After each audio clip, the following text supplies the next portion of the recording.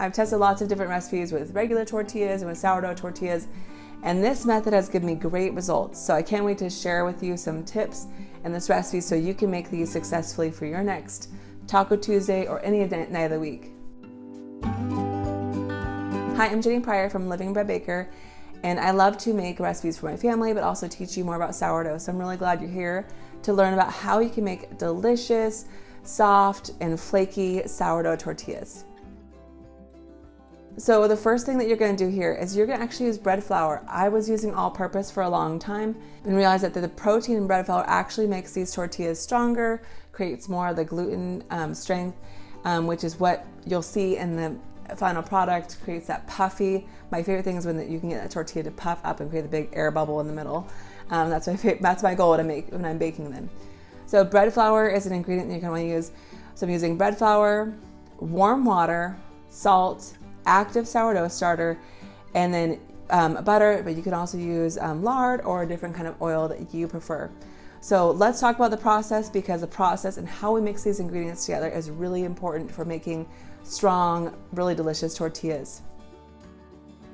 So the first thing is that I'm using an active sourdough starter, which is surprising. I thought that maybe discard would work, but when I tested it, the discard actually didn't create the strength that I was looking for and the right texture in the final product, because with discard you're working with a very different state of starter than an active sourdough starter. You can learn more about discard in some of my other videos, but discard basically has the microorganisms are not healthy and they're not really doing a great job of rising, whereas the active starter, they're at their optimum health, they're at the right stage for making our bread rise and giving the good benefits, as well as rising the dough and kind of working with the gluten a little more rather than being more of a burden on the recipe. So I have an active sourdough starter, my bread flour, salt, and my warm water. Warm water is typically used in traditional tortilla making. I'm making my water a little bit less warm because I'm using the active sourdough starter. I don't want to take the risk of killing the starter when it's added. So I'm trying to get my temperature to be between 110 degrees, at the very most 130 degrees. You should be able to touch that water with your fingers. It should feel very warm, but it shouldn't burn you when you touch it. I'm using a thermometer here, of course, for safety, but I also like to feel it once I see that the temperature is in the right range. So once our water is at the right temperature, if you need to add a little bit more cool water to cool your water down a little bit more quickly, you can make those adjustments. Just watch your thermometer to try to get in the ideal range of warmth. And then we're gonna mix together the bread flour, the salt, the water, and add in your active sourdough starter. And then we're gonna mix this and really knead it for a long time. If you're using a stand mixer, I recommend mixing this for 5, even up to 10 minutes on a medium-low speed, because you really want that gluten to develop during the mixing process. If you're kneading by hand, this is gonna take some time of really pushing on the dough, working the dough to make sure that you get it to be, you want the dough to look smooth, you want it to spring back when you poke it. That is what we're looking for it to develop enough in this first mixing stage. Once you're seeing those factors, once you're seeing the dough is springing back, it's starting to have some smoothness, it's completely pulling away from the bowl or your hands or the work surface that you're using, it's time to add in our softened butter, your softened lard, and we are gonna mix this until it is completely incorporated. So again, this is gonna take considerable kneading. So this recipe, you definitely have to have either use a good stand mixer or have some good arm strength, because you are gonna get a workout or your machine's gonna get a workout. So mix in that butter or that fat until it's completely incorporated and your dough is soft and smooth and supple again and no longer is sticking to the bowl or the work surface. There should be no more buttery residue, oily residue. It should all be incorporated fully into the dough. And now take your dough and you're gonna cover it and let it ferment. The fermentation time for the tortillas, because this is a flatbread, we don't need to get the big rise of our sandwich loaf. So this dough, I would recommend fermenting 1 hour can be sufficient, but I really recommend letting it ferment at room temperature for 2 up to 6 hours. Once it's fermented, your dough should be considerably softer and you have even a better texture up to that fermentation time. And then I'm using a dough scraper to divide my dough into equal pieces. I like to make taco-sized tortillas. My tortillas will be about this big. I think that's about 4-inch tortilla size for soft tacos, which I'll cut my dough into 16 equal pieces. You can use a scale for this. I prefer to just do it by eyeball. If you want to make street taco size, the really small tortillas are about 3 inches in diameter. Then you'll divide your dough into 32 pieces. If you want larger tortillas, more of a small burrito or very large taco size, then you want to divide your dough into 8 pieces. After I divide my dough, this again is a really important part of helping that dough create strength and develop best elasticity and texture, is we're going to tighten each piece into a tight little ball. I'm setting this aside on my counter and then covering them with plastic wrap. And you see how the plastic wrap, I pinch I fold the top over, and I continue pinching underneath the ball of dough until the top is really tight and taut and smooth. And I'm pinching to seal the bottoms to make that really tight ball of dough.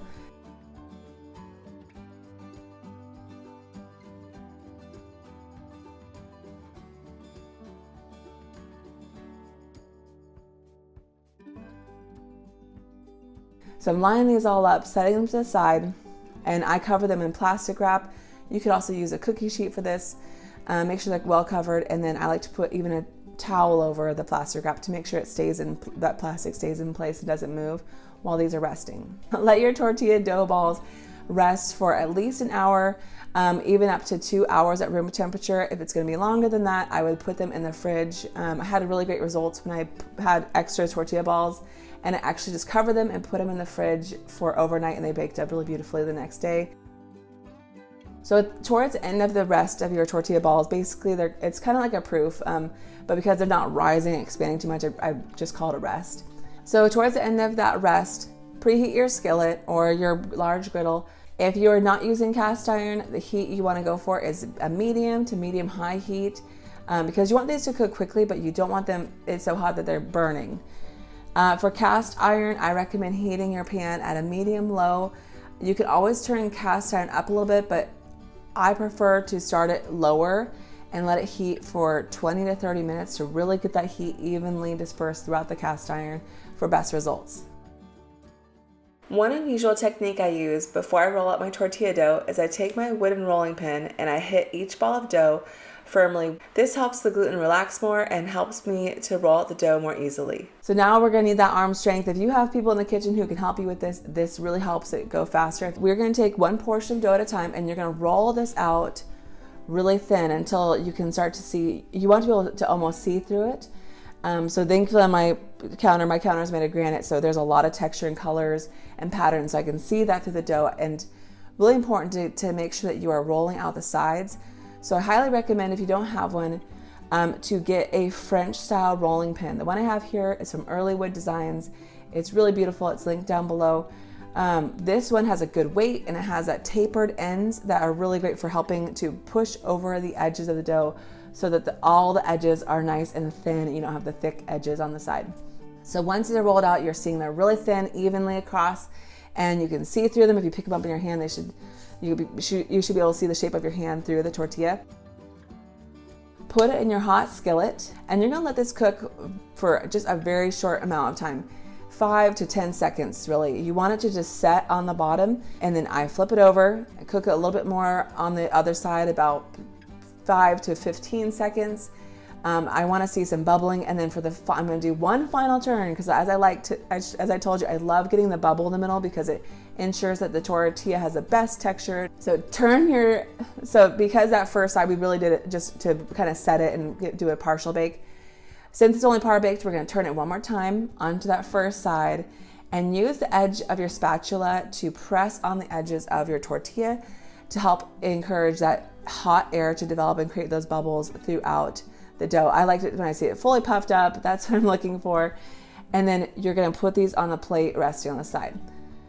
So repeat this process, trying to get your tortillas nice and thin. Watch them. Sometimes this is great for a team approach. If you have someone who is older in the kitchen, like an older child or someone who wants to help you, this is great for tag teaming, of having one person rolling tortillas, one person baking. It can go a lot faster that way.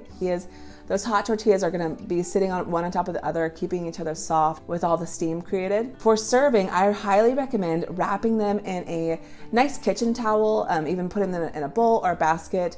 All that steam that's that's trapped by that kitchen towel is going to help them stay nice and soft and supple. Don't use plastic, because that's going to make them mushy.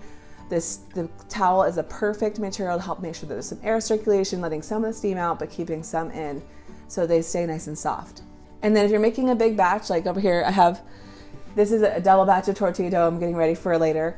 To save them, what I like to do is I let them cool completely, and then I store them in a large Ziploc like this. I don't usually put most of my breads I recommend to bakers to leave at room temperature in a bread bin. And I don't recommend using the fridge very often for any bread products, but for tortillas. The fridge in a plastic bag, this keeps it safe from drying out. It also makes sure they don't get dry and brittle at room temperature by too much of the moisture in them evaporating. And to heat them up, you can use a skillet. Sometimes I will spritz them with a little bit of water for them to refresh and have a little more softness. But these reheat so well. They're great if you want to save them for an enchilada recipe or just for leftover tacos for lunch the next day. I hope you enjoy my sourdough tortilla recipe and the tips and methods I taught you, because this has really changed our tortillas and made them just delicious. So enjoy. If you like this recipe, please give it a like, share it with a friend, and I would love it if you would subscribe to this channel if you are interested in seeing more sourdough recipes and learning more about sourdough. I can't wait to help you connect with people through sourdough and baking. See you next time.